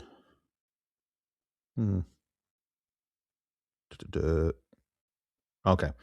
Yeah, I was trying to check there. Was it in tons? Was it in like money amount? But yeah, whatever. We've talked through this before. The straight ship transits, energy markets. The one here, which I thought was particularly interesting. Well, there's a few. You can see the major spike in hiring out of ships, so freight costs, which is another kind of signal, and they've been like, they're heading up to being the highest like in 20 years. You can see there.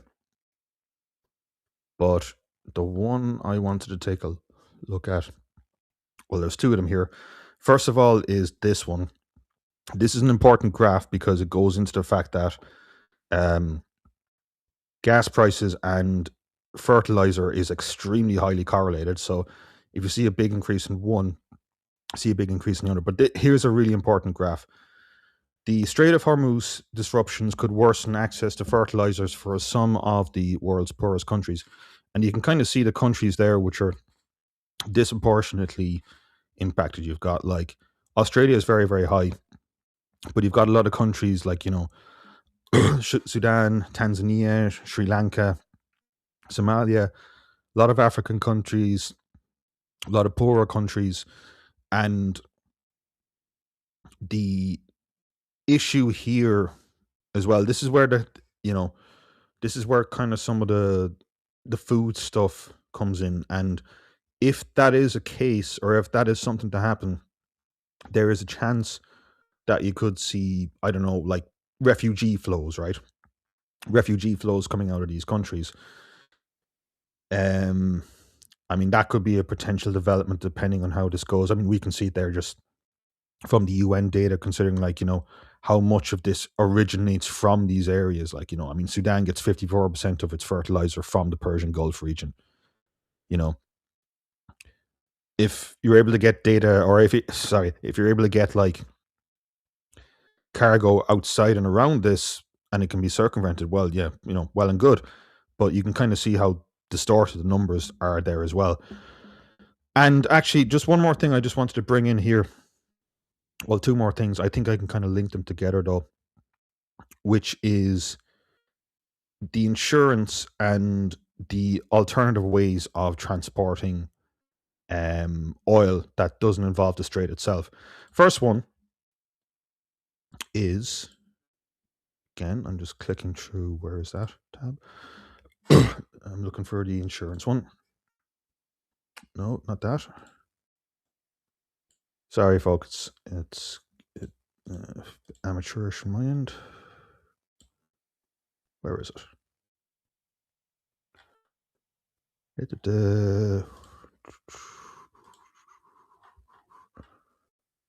Oh yeah, this is something else I wanted to talk about in terms of like the actual pricing mechanisms for oil tankers, but I think we'll leave it there in a second. We'll leave it there. Here we go. Apologies for that, folks. Okay, so marine war insurance in Iran, right? Um, right. I think I've talked about some of this before, but yeah, this is an important point as well for the whole thing, right? You don't have to destroy an oil terminal to stop the oil. You only have to scare the people who insure the ships. Every tanker that loads crude into the Persian Gulf operates under a stack of insurance policies that protects the ship owner, the cargo owner, and the banks financing the voyage. One of these policies is war risk insurance. The moment missiles start landing near a port, insurers reassess the risk of writing those policies. If the danger looks too high, they do two things. They either charge astronomical premiums or they stop issuing coverage entirely. Once that happens, the system freezes. A modern oil tanker can be worth 80 million to 150 million, sometimes more depending on the size of the cargo. No bank will finance that voyage without insurance. No ship owner will sail it into a combat zone uninsured. And no charterer will put millions of barrels of oil on a vessel that could become a total loss overnight. So the tanker doesn't leave port. Doesn't matter if the loading arms at Cargill Island are intact. Doesn't matter if the storage tanks are still full. The oil supply or the oil simply sits there because the ships that would normally carry it are anchored offshore waiting for insurance clearance. And this is not theoretical.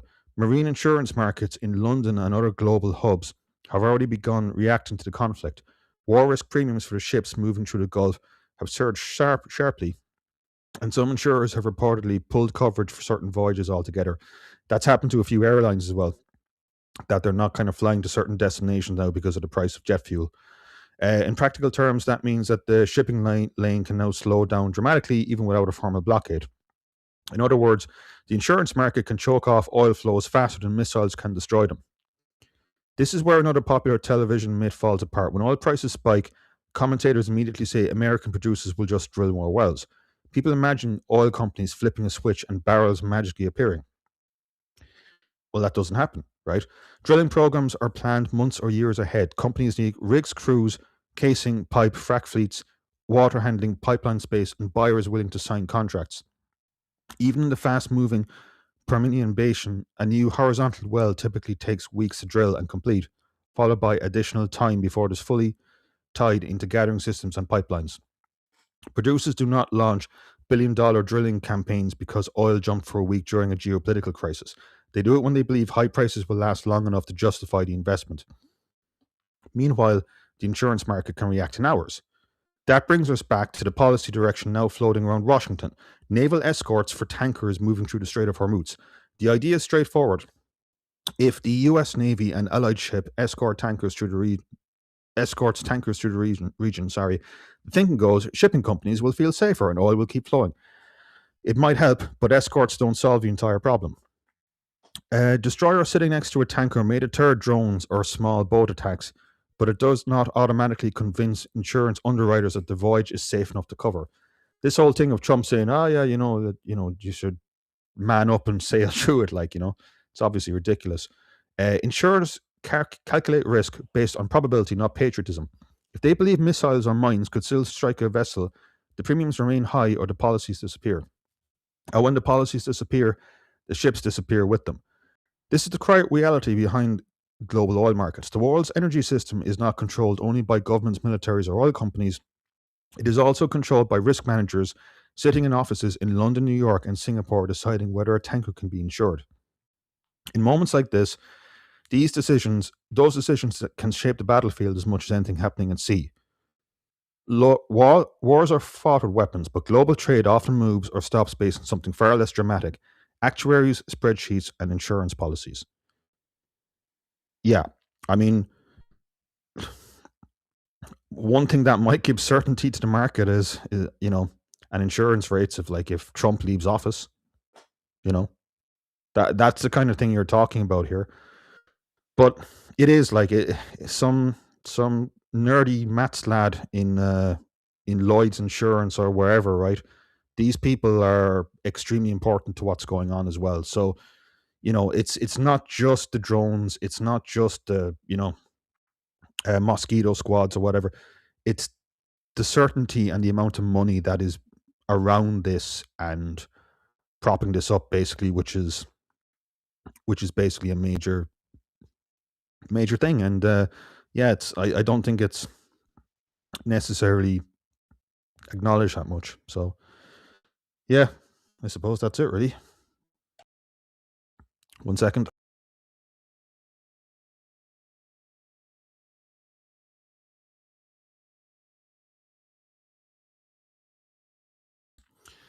So yeah, we're getting up to 1 minute and 45. Um, yeah, I think we'll end the stream shortly. Um, in terms of what's going to happen next, Jesus, I don't know. Like and there is a lot of stuff around here. I mean, you know, even though things have been going on for a little bit of time now, there is a little bit of kind of a fog of war thing here as well. And things are moving so quickly as well. Um, I would consider this to be quite serious. I would take this seriously. I wouldn't lose my head over it. I wouldn't panic over this, but this is serious, right? This is serious. And I think it is. I don't think it's good for Ireland. I don't think it's good for Irish people. Like I was talking about for the 3 or 4 reasons. I don't think it's good for Irish people because it's worse for the economy. I don't think it's good for Ireland and a lot of Irish people because this MAGA stuff taints right wing people and nationalism and whatnot. I don't think it's good because it strengthens countries like Russia, and it's resulting in the European Union and even Ireland becoming more and more separated and in this kind of more hostile environment. I don't think any of that is good. I've talked through the reasons why the main problems or the main issues with this is it's not even that Iran needs to have a good army. It's just because of this whole fight, fifth generation warfare that they can just act massively disproportionately. And because they can act massively disproportionately, you know, they can have quite a bit of success. Despite that, Iran, especially with this whole thing with Carrick Island, right?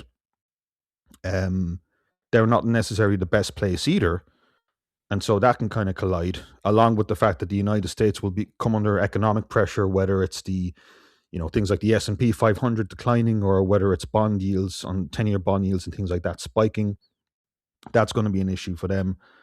And also, like, could we see a scenario whereby other things going on? So, for example, if Russia is strengthened, you know, would it be possible that, like, Russia might find kind of more of an incentive to invade other countries in Europe? Is that a thing that could happen? I know you might laugh at hearing that, but I think that could be, some bit of a probability that could happen.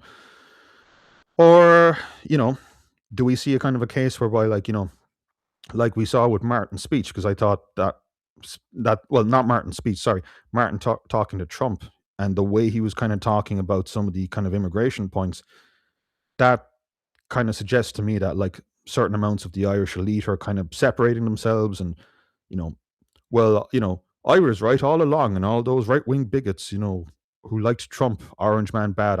I think that there's a bit of that going on as well, and depending on how this is kind of framed, um, whether it's through kind of like RTE or PR teams, or like, how Fianna Fáil and Fine Gael present themselves. Do you remember back in 2020 when Varadkar had all those speeches? Everyone saying, "Oh, he was playing a blinder," and all that kind of stuff. And if you take a look at Irish polling data in 2020, like Fine Gael in particular had a massive spike in popularity. That could be kind of there, or kind of be coming as well. But ultimately, like, just to kind of wind this back down, those are the kind of main points I was talking about. But even though this stream might, you know, good chance it will date absolutely horribly. And maybe I'm being optimistic, but I think maybe this could work out. Who knows, right? In terms of the straight being kind of sorted out. But um, you know, I suppose the main kind of thing is just like, there could be some good things that come out of this, and also, despite it, obviously it's overwhelmingly not good.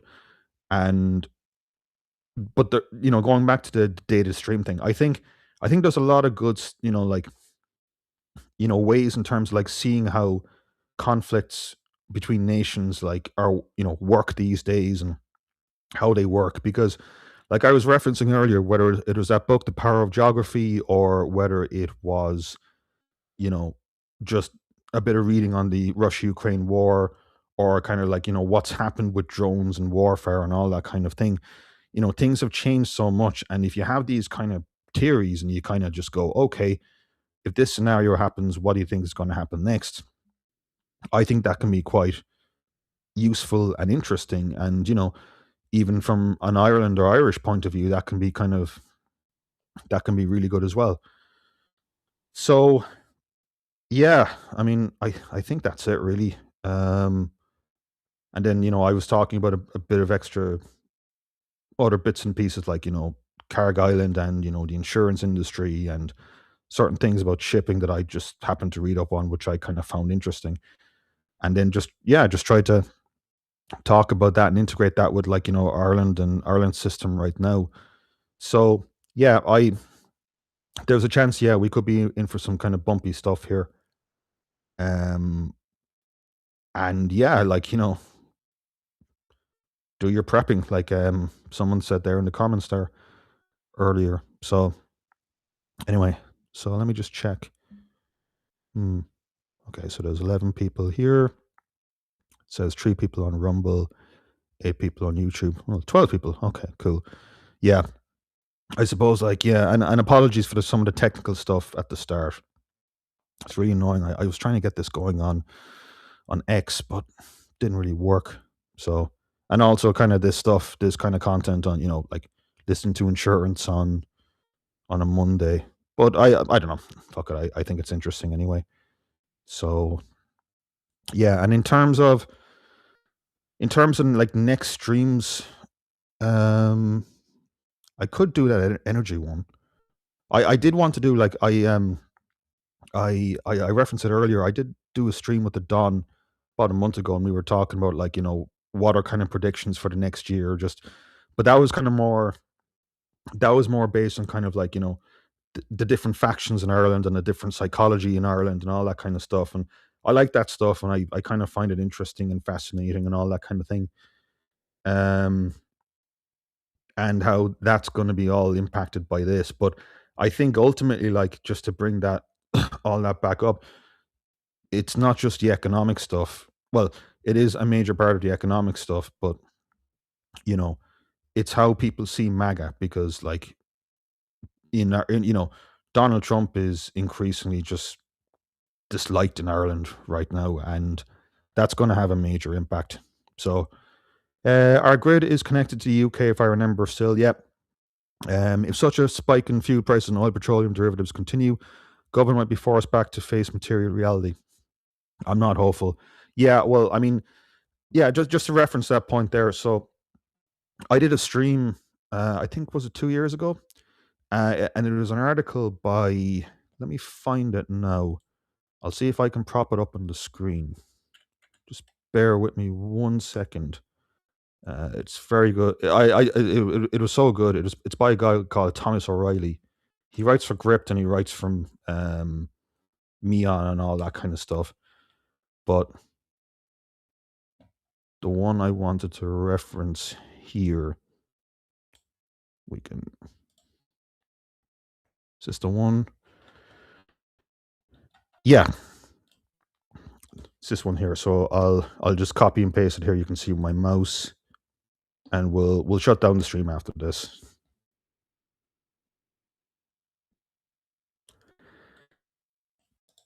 Yeah. It's a very good article. I'm not going to go into it. But it's basically, yeah, I mean, like the Ireland needs to get it together, right? Like it really does, because a lot of things in the world are changing. Um, a lot of geopolitical forces are changing, and yeah, we seriously need to be prepared for this, right? And I don't see much of that. But yeah, look, I'm rambling on, and it's coming up to nearly 2 hours. And look, have a good one. Oh, GT's here. Great. Cheers, man. Yeah, I'll shut it down here. And thanks for listening. And thanks for listening to the Rumble premiere. And yeah, it's been good. And I'll speak to you in the next bit. All right. Cool. Have a good rest of your week, and I'll see you then. All right. Have a good one, folks. Bye bye.